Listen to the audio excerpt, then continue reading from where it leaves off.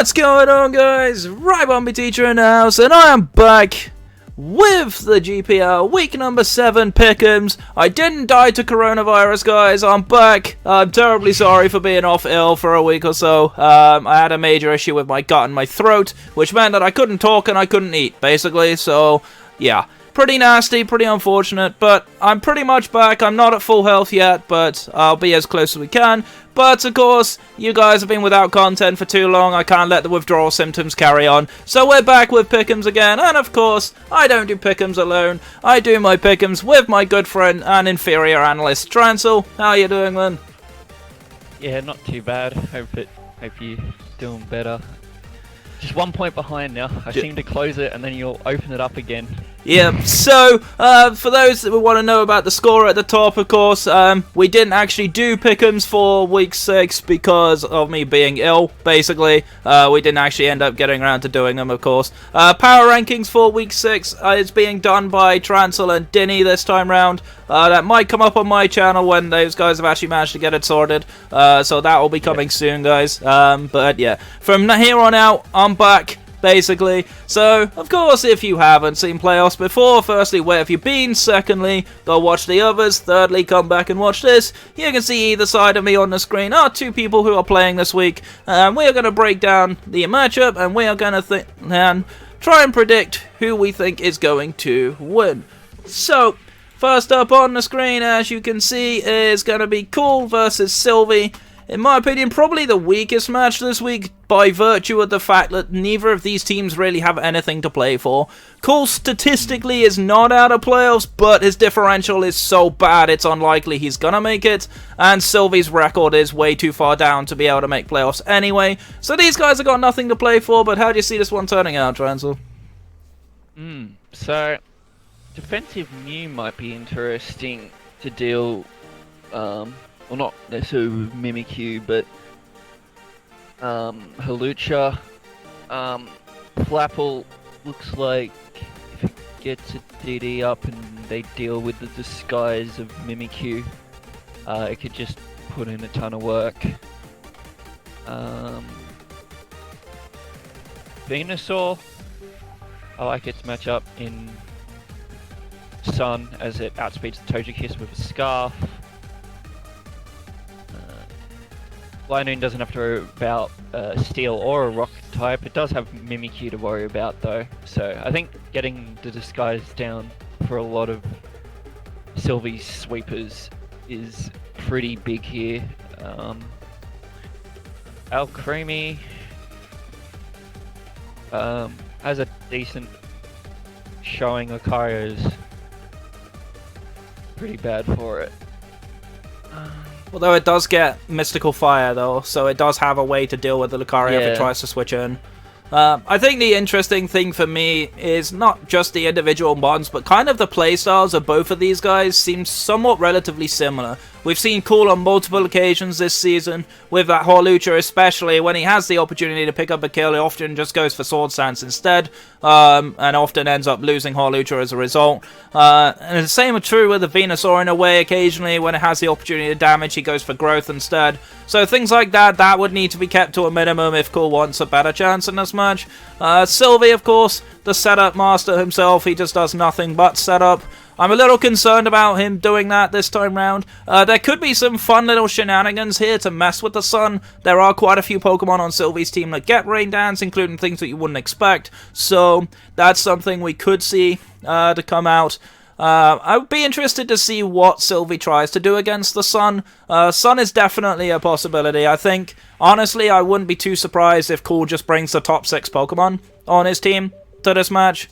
I don't think there's any real reason to bring anything else. I don't think Wishy-Washy's been a good use all season long. It's just done the same thing and just died. It's basically a free kill for no reason. Rotom Fan might come if he's worried about entry hazards, but there's not that much entry hazards except sticky webs on Galvantula that I'd be too concerned about. Maybe the rocks on the Mew if he can actually get it up. But I'd be more concerned about things like Toxic and stuff like that. There is, of course, Max Starfall on the Alchemy, so that's something to look at. Wait, no, it doesn't get Starfall because that becomes Finale, right? So yeah, it gets aromatherapy though. So that's true. Yeah. Ooh, I don't know where to put this, in all honesty. I'm not 100% sure. I think if both teams play optimally, I would almost back this towards Cool winning.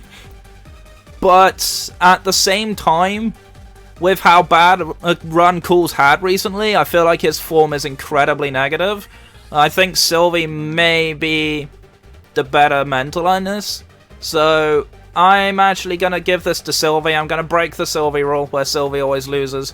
I'm going to break it this week, Sylvie. I'm putting my trust in you, but I do think it's close. I think it's a 2-0 for Sylvie.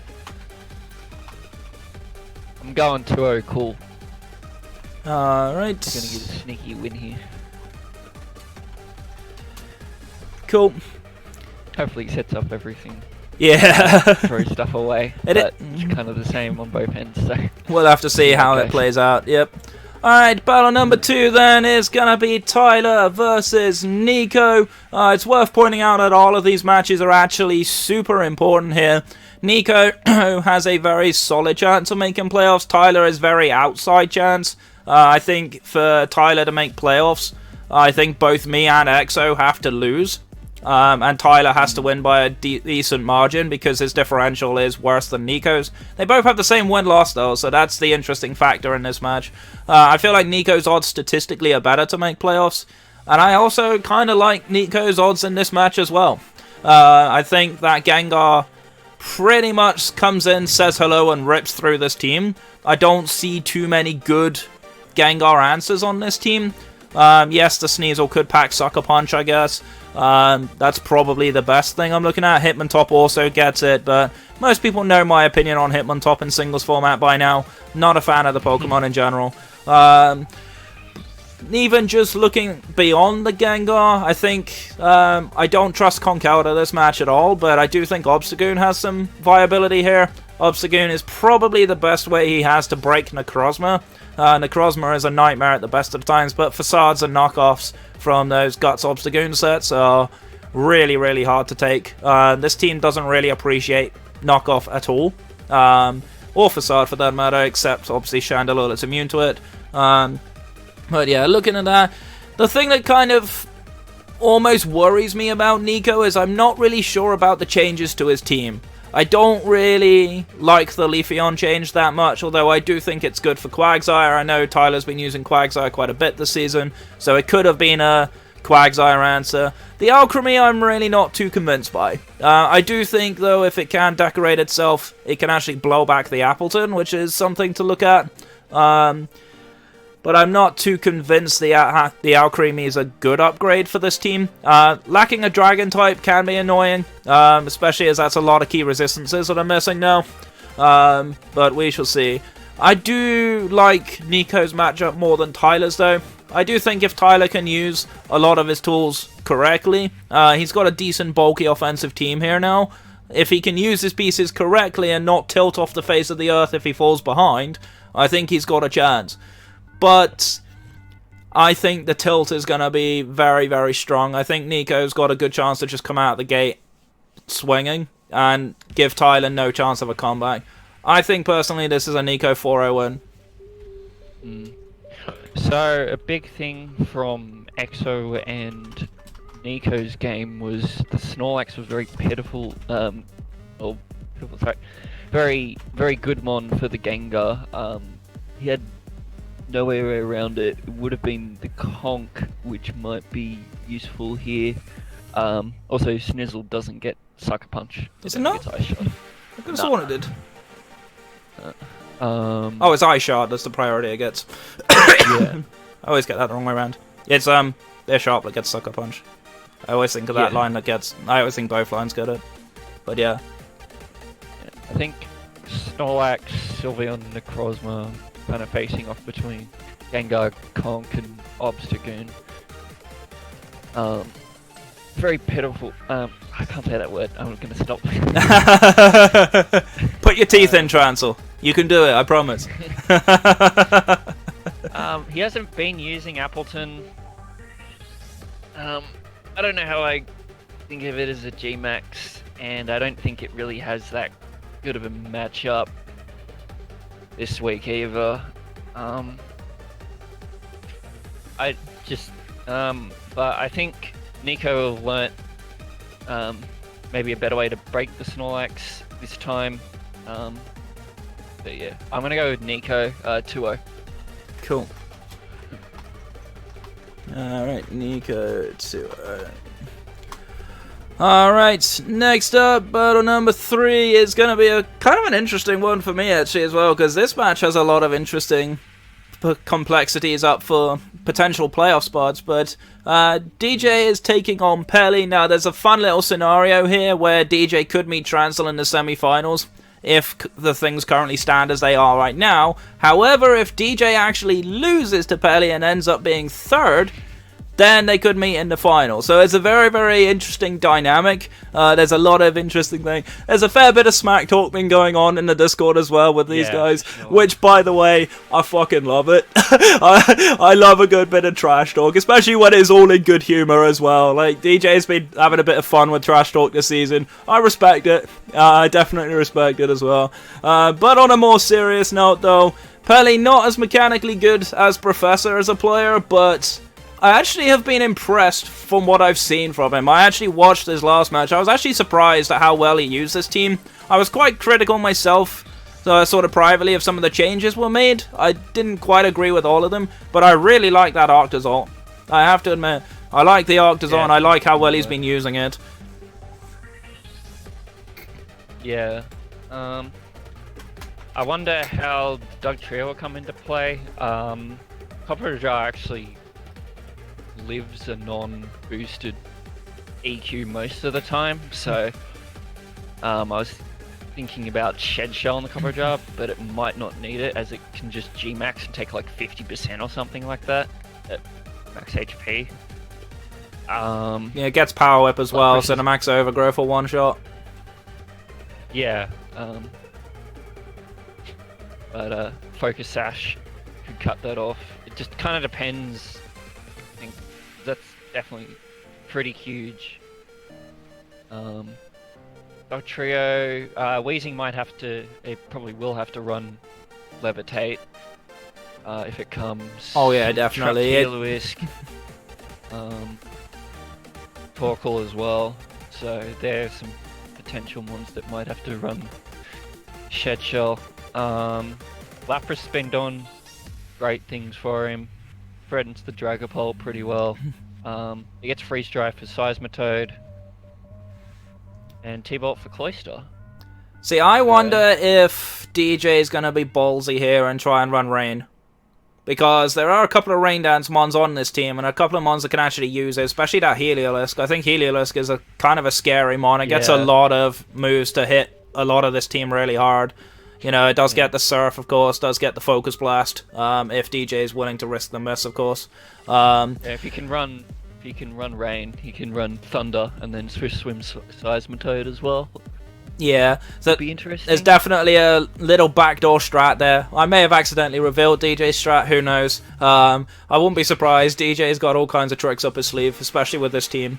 I think it's a very scary one, though. I think DJ's just been in monstrous form all season long. And Pelly, bless him, he tends to cave under pressure from what I remember last season. He did seem to play a little bit better in his first game that I saw this season, so that's a good thing. I think, though, all the pieces added up together, I think DJ is a very brutal player. I think there's a lot of tools at DJ's disposal here that can actually kind of break through Pelly's entire team.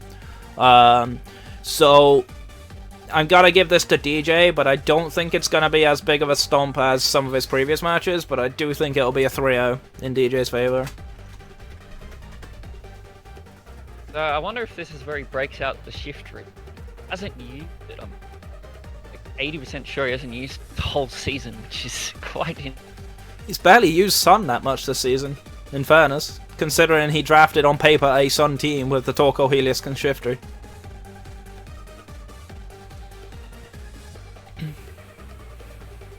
What you predicting, Trancel? What you got for me?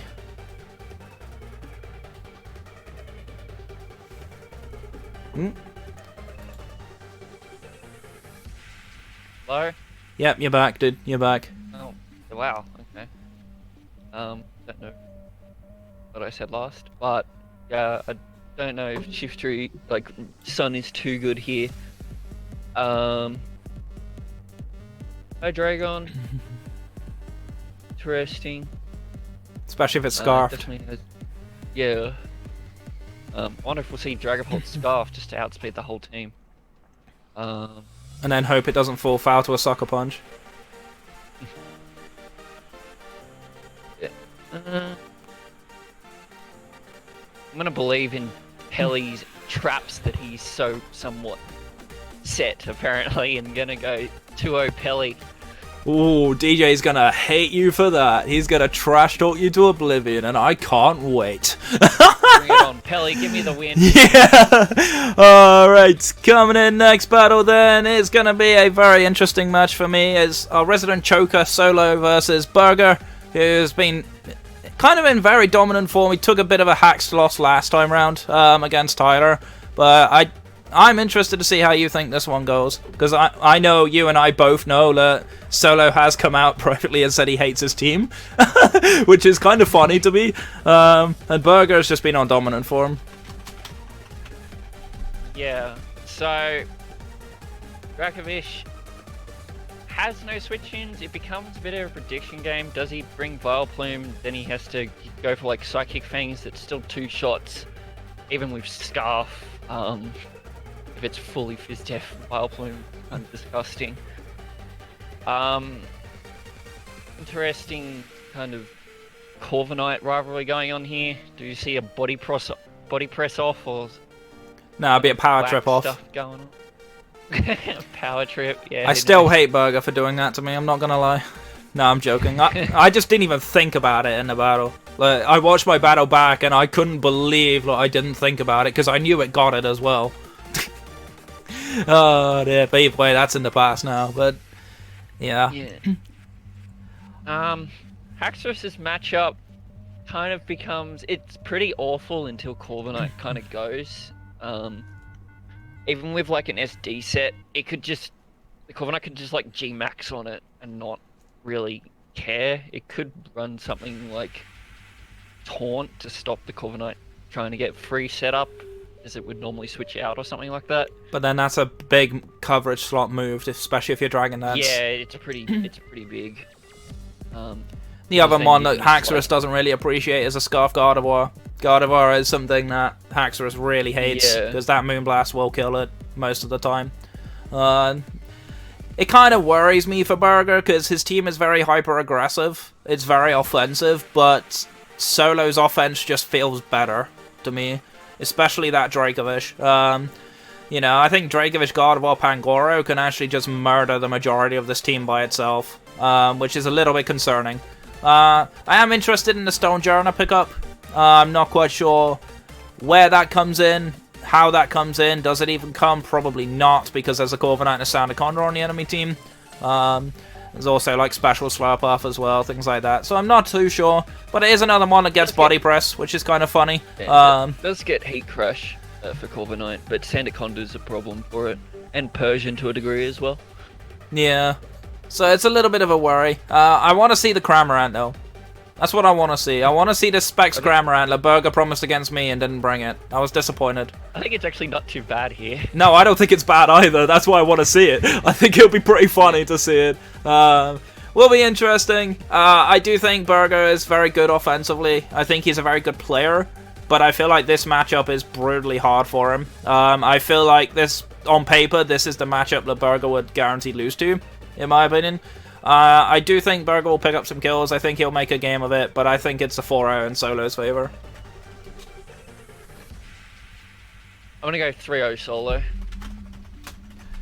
Alrighty then.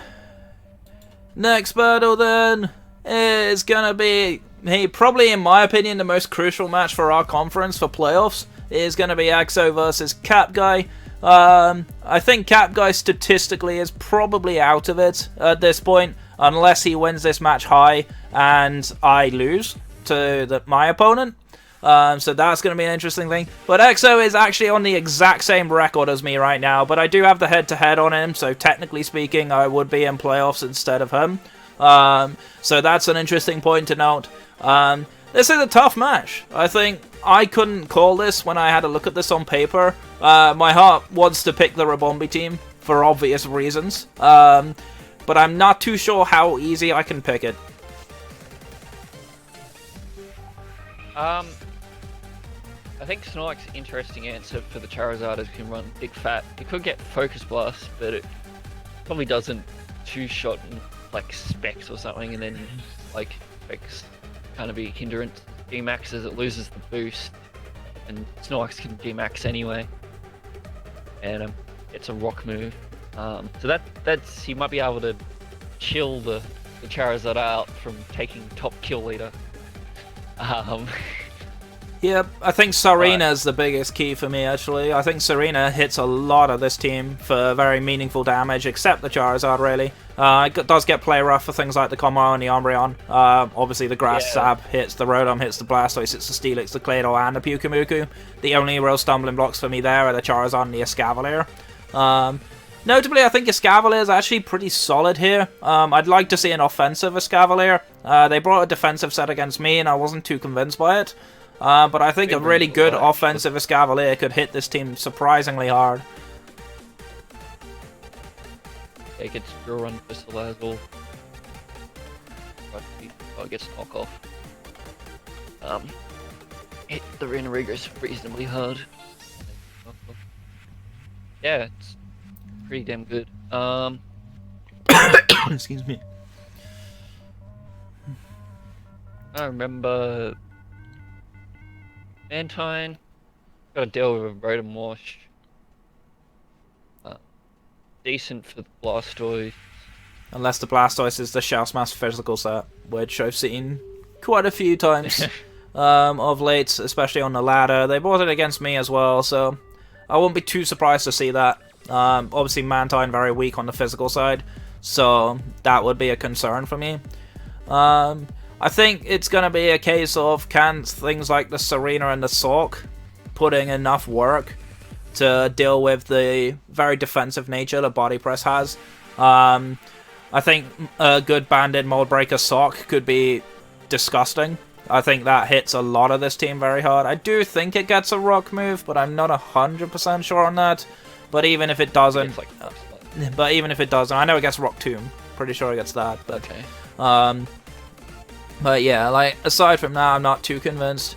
But yeah, looking at this matchup on paper, I feel like this is a question of will Catguy and Nagoshi put their defensive tools to good enough use. I've been a little worried about how they played their defensive calls, especially against me. They didn't play their Umbreon that well, in my opinion. So that's something I'll be looking to see better from if that comes. I do think Umbreon could come as a Runerigus answer. But I'd be a little bit scared of Rabanne and Serena and Sork when it comes to bringing the Umbreon. Even the Salazzle to an extent.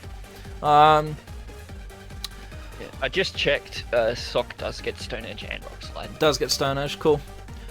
Yeah, this is a tough one. So, the bias side of me wants to back Catguy to win just because I'm fighting with Exo for a playoff spot.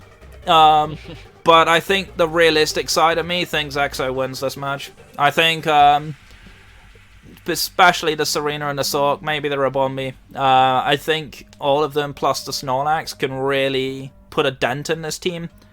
And I don't think Catguy and Nagoshi have played their defensive cores well enough for me to trust that they can outlast that offensive pressure. So for me, I'm going to give this as an Exo win, but I am going to put it as, I think, a 2-0 in Exo's favor. I do think it will be close. I want to back Exo here as well. I'm going to say 4-0. Alright, and that's going to come on to our matches then. So, let's talk about mine first. This, of course, is a crucial match for playoffs for me. Fortunately, it's come at a very unfortunate time for Crimpix, who's bottom of the league, to have to play me at this point. But how do you see this one turning out? So, there are as a little bit of trouble breaking through this. You'd have to like rely on like Iron Tail for Clef, as it doesn't 2-hit KO defensive Clef outside of that. which will free up a slot for it.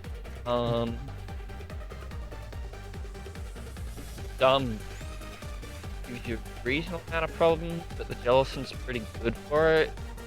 Stylistically though, Corexy kind of just brought the same 6 or 7 mons the whole kind of season. So his whole season, he has brought the top 5 every game, and so far he's alternated between Shuckle and Liepard as to which is the last one he's brought. He's brought Shuckle more recently.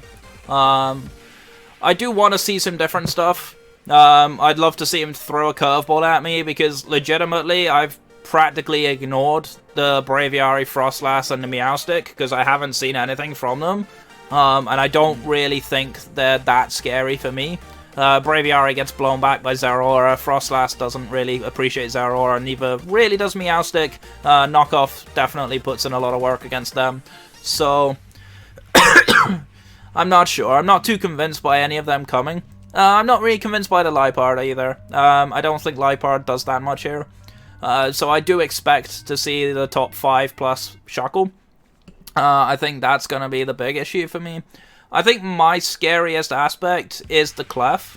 I have enough answers for Duraludon, I have enough answers for Darmanitan, so I'm not too concerned about either of those. Gastro could be annoying, but I've got a Whimsicott sitting there that I've been using pretty well all season. Rotomo could be annoying, but it can't Volt Switch out while Zeraora's alive, so that's something else to bear in mind. There's definitely a lot of things that I could potentially bring. Spoiler alert, Rhydon's coming this match. The only one I haven't used all season. But yeah. As far as it goes, I'm not sure how good my matchup actually is against this team. I don't think my matchup's that great. I do think there are opportunities for me, especially if I can get Orbeetle set up. And various things like that. I think there are opportunities for me to win this game, but I have to play this correctly if I'm going to win. And I'm currently not in very good form, so this is a good time to play me. But stylistically and mechanically, I've been a stronger player than Krimpix anyway. So, obviously, I'm going to back myself, because I have no reason not to, in my opinion. I don't think I'm going to 6-0 him. I don't think I can 6-0 him. I think 5-0 is a stretch, but I'm going to put it as a 4-0 for myself. I'm going to say 4-0 as well. I think that's reasonable. Alright. Watch me 6-0 him now, and I should have backed myself. Sorry, Grimpix. Alright. And then the last battle, of course, probably my favourite match to watch. I'm definitely going to look forward to watching this match live when it happens. It's going to be you versus Shadow. Low-key, I'm terrified for you. I think the Terrakion and Toxapex exchanges probably have come at the most disgusting time for you. Yeah, I've got answers for the Toxapex, but the Terrakion just scares me to death. Just pop a scarf on that thing, or even a band. My god, you're gonna have a fun time. I think it needs to be scarfed though to make sure the Cinderace doesn't do too much, unless the Cinderace is also scarfed for that matter. I don't necessarily like the GMAX matchup in Shadow's favour. I do think Grimmsnarl is interesting, but I don't think it's that great in the Hatterene. Hatterene, of course, potentially could take it. Okay. Obviously, the Fairy GMAX move is brutal at the best of times. Aegislash is an interesting matchup. Doesn't really appreciate Incineroar or Mudstyle, though. That's something to bear in mind. Unless, of course, you're running Special. I feel like, and I said this at the start, I remember talking about this in post-draft power rankings, I worry about your defensive goal being too passive. I feel like, even though there's Toxapex sitting on Shadow's team, I think the offense is actually stronger than yours on paper. I would worry a lot defensively for you, but then I think mechanically you're on a better level than Shadow. I think you're just slightly better. So, it's going to be an interesting one. I think it's going to be who plays correct on the day is going to win the match. I don't think the matchup is particularly brutally in Shadow's favour or in yours. I think it is close, but I would largely just about edge it towards Shadow. I think if he plays Terrakion correctly, and if he can play around your threats correctly, I think he just about manages a win. So I am going to give this win to Shadow, but I'm going to give it a 1-0. I've been looking at quite a bit. Got some tricks up my sleeve, so watch out, Shadow. 3-0 in my favour. I think that's fair, to be fair. Like, it's one of those situations where, for me, like, if I picked this, or if I had a look at it on a different day, I probably would have predicted you to win, right? It's one of those where it's too close to call. But yeah, either way, that's actually going to be it. For those of you who are wondering why there's only 7 matches this week, unfortunately Nitro had to drop from the league due to scheduling just not being in his favour of late. We do, of course, wish Nitro well. It is sad to see a player leave the league, especially at this late in the season. But we decided as the staff, because he is basically completely out of playoffs and there's not really much point in anybody coming in and playing the games, they're not really going to do anything. We've basically just given his last opponent, which is Denistrio, an auto 3-0 win. We felt like as close as we were trying to make it fair, that was probably the best way we could handle it. Obviously, in a perfect world, we'd be able to get another player in quite happily and they play the games. But we just felt like it wouldn't be fair for them to just go into a losing situation and only have to play 2 games with a team that's honestly not really that great, piece by piece. So that's the reason why there's only 7 matches this week. I hope you guys appreciate that. But either way, of course, we are going to get on out of here, so thank you so much for watching. My name is Rabanne Teacher. That's Trancel. Yep. And make sure you stay safe. Make sure to take care. Stay safe. Stay awesome. Don't get sick like me. And we will see you guys next time. Take care. Bye-bye.